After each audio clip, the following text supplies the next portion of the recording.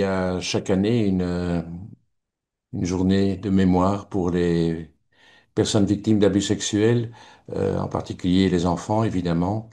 Euh, c'est une journée qui a été instituée au niveau mondial le 18 novembre par l'UNESCO et nous avons choisi avec la conférence épiscopale de reprendre cette date comme journée de mémoire qui permet à la fois de rencontrer, de recevoir, d'écouter, aussi de prier, bien sûr. Ce n'est pas une Eucharistie, c'est un office de vêpres, disons, et cela permet de- oui, d'accueillir les personnes qui le souhaitent.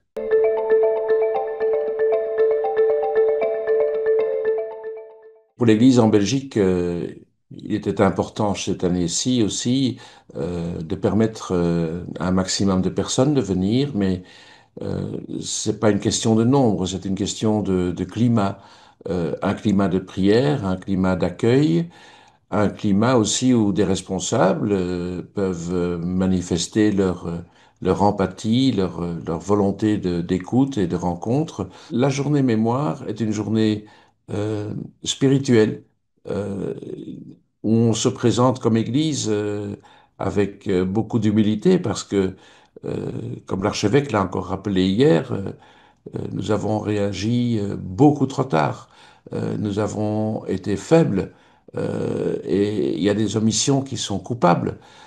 Par conséquent, même si aujourd'hui on demande de prier et de se recueillir, il faut savoir que de nombreuses victimes ont renoncé complètement à la foi et ne seront donc pas présentes ou n'ont pas été présentes.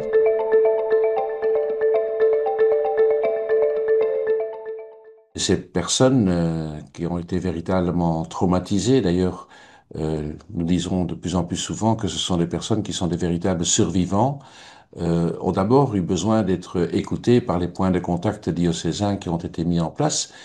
Et ensuite, il y a eu toute la question des indemnisations avec les commissions parlementaires, puisque nous avons aussi pris en considération des situations tout à fait prescrites, puisque les faits se sont très souvent passés il y a longtemps. Il est clair que tout ce qui s'est passé récemment a été immédiatement traité par la justice. Et c'est pas l'Église qui traite les affaires récentes quand il y en a. Mais pour les affaires anciennes, il y a donc eu des écoutes et des rapports faits. Et donc, avec le Parlement, on a créé ce qui est difficile à apprécier, mais on a créé ce qu'on a appelé des barèmes en disant, ben, en fonction de la gravité des situations et des remboursements, des indemnisations ont été accordées.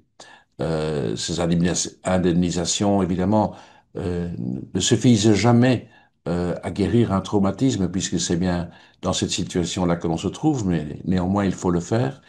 Et puis récemment, on a décidé de donner un surplus de 3 000 euros pour toutes les questions d'assistance et d'aide thérapeutique.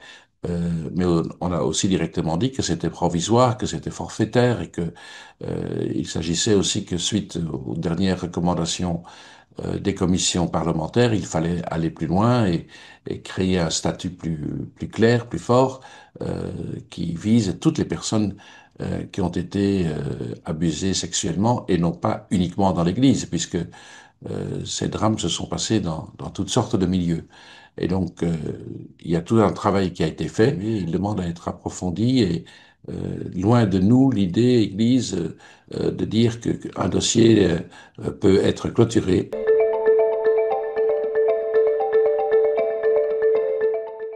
Lors de sa visite l'année dernière, le pape François avait reçu 15 victimes ici à l'Annonciature à Bruxelles.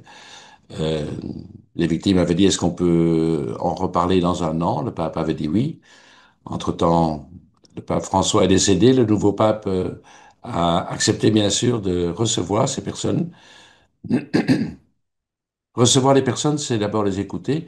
Il était prévu un temps de 1 heure et demie, c'est devenu 2 heures et demie, où chacun a pu s'exprimer dans sa situation. Et le pape a été très impressionné. Je sais qu'il y a eu beaucoup d'émotions. Et il faut savoir que certaines personnes, lors de la visite avec le pape, avaient évoqué même une éventuelle démission qu'ils demandaient au pape pour que le Monseigneur Tarlinden ne soit plus l'évêque référent dans le domaine des abus sexuels. Ce n'était pas tout le groupe, cela n'avait pas été discuté dans le groupe des victimes non plus, mais il y a quand même un point dont il a fallu tenir compte, c'est que cette colère de certains, il faut vraiment l'entendre, et Monseigneur Terlinden a répondu avec clarté déjà lors du retour des personnes rentrant de Rome, mais encore plus clairement lors de l'homélie à Kuckelberg.